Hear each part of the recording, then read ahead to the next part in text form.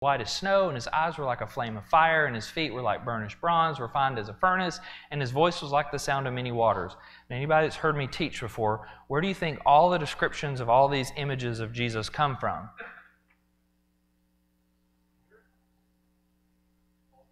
Old Testament. Thank you. Have y'all heard us teach at all here before? No, I'm just kidding. Everything in Revelation comes from the Old Testament. And so all these images of Jesus in this vision come from Daniel 7 and Daniel 10. They're all Old Testament images, except for this really interesting description right here that in his right hand, Jesus holds 7 stars. You can scour the Old Testament and you're never going to find any passage in the Old Testament of anybody having 7 stars in their right hand. Well, here's a coin from the 1st century that is Divine Caesar, son of the Emperor Domitian, who was the emperor that we believe is the emperor at the end of the 1st century when Revelation was written. And notice, here is a son of the Divine Caesar, a son of God, and 1, 2, 3, 4, 5, 6, 7, and he's facing his what hand? He's facing his right side.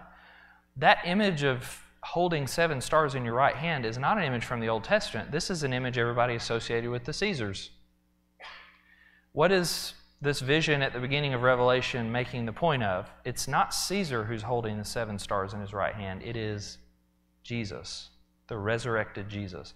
Now, the reason there's 7 stars is ancient people were not dumb, contrary to popular thought. They could see planets, and ancient people believed there were 7 planets. And so the holding 7 stars, and by the way, if you've ever seen Jupiter or something, even today, what does it look like when you look up in the sky? It's a star, right? And so holding the 7 stars in your right hand, your dominant hand, your hand of power, is you're holding all of the universe in your right hand. Now, here's another thing that's going to just shock you. What is this divine son of Caesar sitting on? A sphere, which is the earth. Ancient people knew the world was round. Romans knew the world was round. Now, we like to think that we just discovered that and everybody else in the ancient world was idiots. Romans knew the world was round.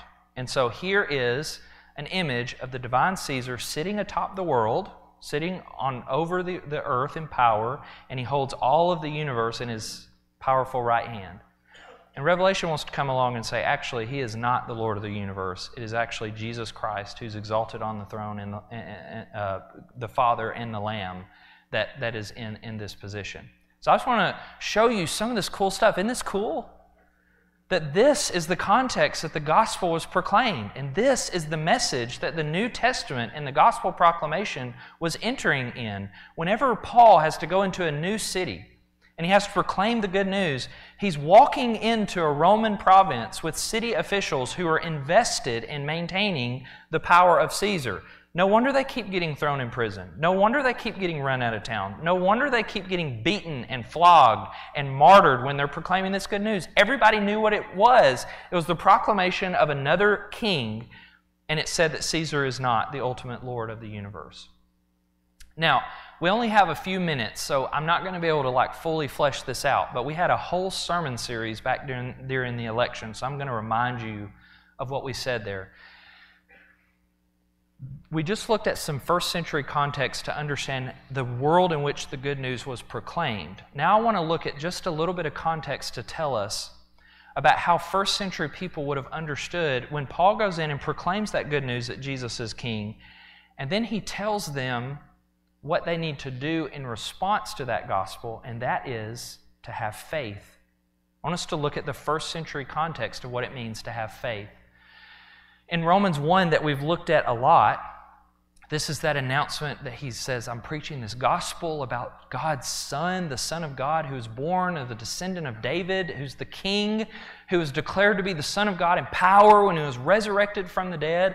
And he says, this gospel has the purpose of bringing about the obedience of faith from all nations, all Gentiles, all nations, on behalf of his name. You may not know this, but at the very end of Romans, so that's the first few verses of Romans, at the very end of the book of Romans, this is the last things that's said in Romans. He said, according to my gospel and the proclamation of Jesus the Messiah.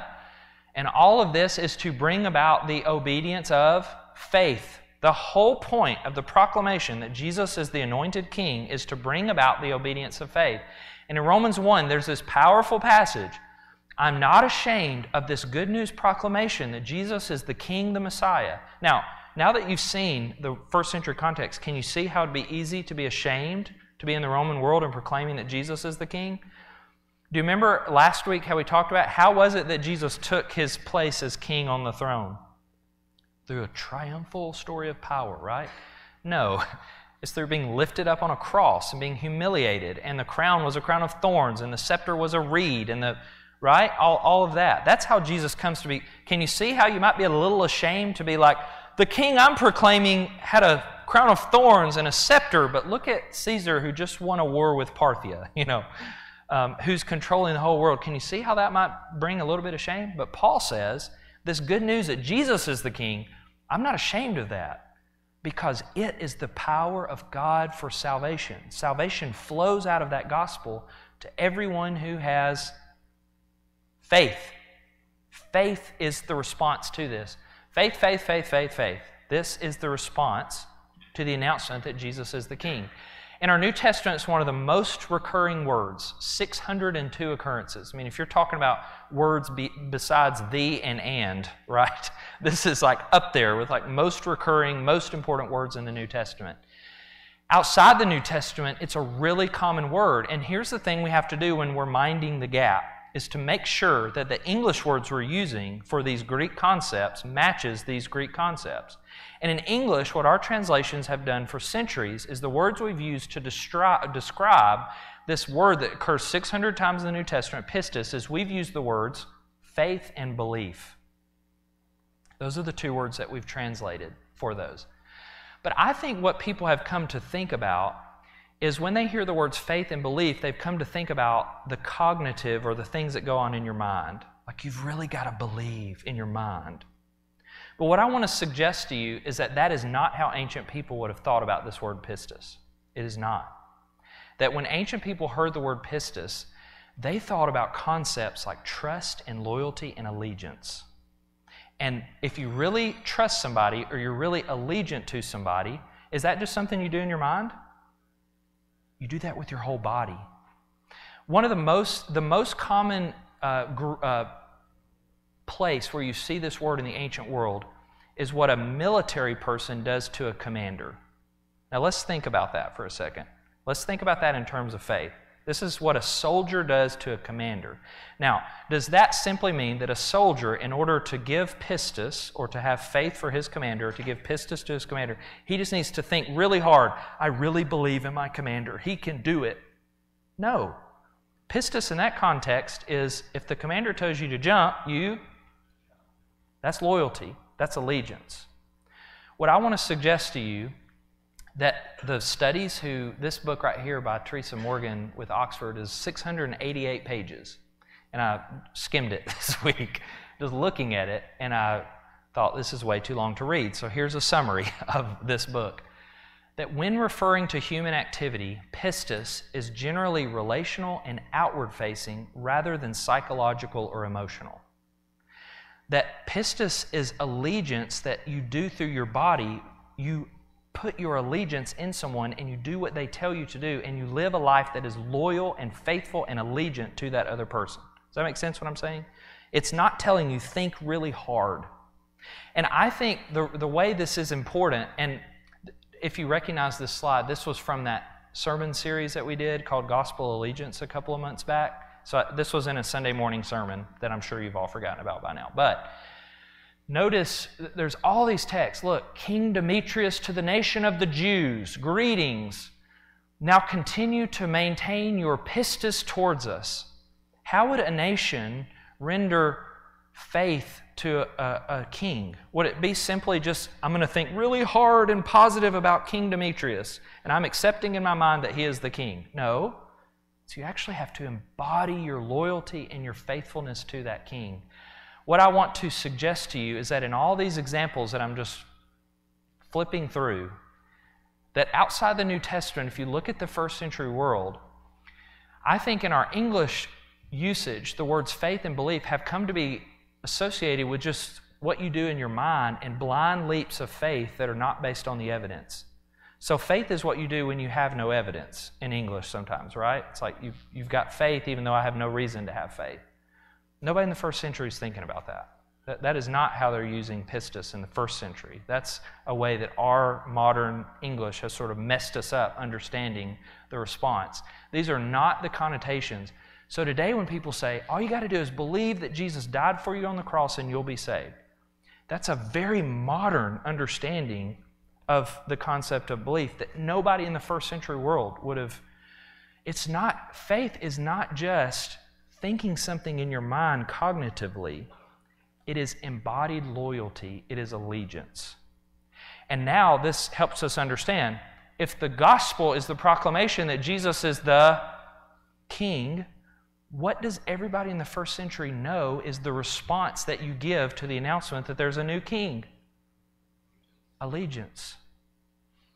That when people are reading the New Testament and Paul is preaching this, when he goes into a new town, he's not calling people to just believe in their minds that Jesus is the King. He's calling them to live lives of loyalty to Jesus, to the King. Let me show you a few examples. I know we're going to run out of time, but I'm just going to show you a few of these. In Titus 2, here's a passage to slaves. Tell slaves to be submissive to their masters, to give them satisfaction in every respect. They are not to talk back, not to pilfer, but to show complete and perfect pistis to their masters. How is a slave to show pistis to a master? Is this just something that happens mentally? It's embodied. When in 2 Thessalonians, when Paul says, therefore we boast about you among the churches of God for your steadfastness and the pistis that you exhibited during all of your persecutions. How does somebody exhibit faith during a persecution? Thinking really mentally hard about Jesus? No, you show your loyalty in your body, and when you're being persecuted, you bear that. That's what pistis is. It's embodied loyalty. Here's Revelation 2. I know where you are living, where Satan's throne is, yet you are holding fast to my name, and you're not denying your allegiance to me, even in the days of Antipas, my witness, my faithful one who was killed among you. This is what pistis is. It's allegiance. It's embodied allegiance. Here's Colossians 2. I rejoice to see your morale and the firmness of your allegiance to the Messiah. So we're going to have to end here. I'll end with this slide because this is so cool. I could just do it all the time. I get paid to enjoy the Bible in front of you and history. Here's 1 Thessalonians 1, where he says, you all became pistisers, believers. You all became people who put their faith in, their allegiance in Jesus, the Messiah, in Macedonia and in Achaia. For the word of the Lord has sounded forth from you, not only in Macedonia and Achaia, but in every place. Your pistis in God, your allegiance to God has become known. And now he's going to tell what their allegiance looks like. Does it manifest itself in just thinking really hard about Jesus? No, here's what it looks like. You turned to God from idols. If you're going to put your allegiance in God, what have you got to drop? All your former allegiances. No more of those gods. But this is not a mental thing. This is an embodied thing. You've got to serve a true and a living God in your body, in your loyalty, and you've got to wait for His Son from heaven. Pistis is loyalty, it's allegiance, it's embodied. It's not something that you just do in your mind. Now, I think these are two ways that the first century world really helps us understand the gospel. To see this radical proclamation that Jesus was the King in its first century context, and then to understand the response. And the response is, if Jesus is King, you put your pistis, your loyalty and your allegiance in that King. Isn't that awesome? Go be blessed and serve Jesus the King.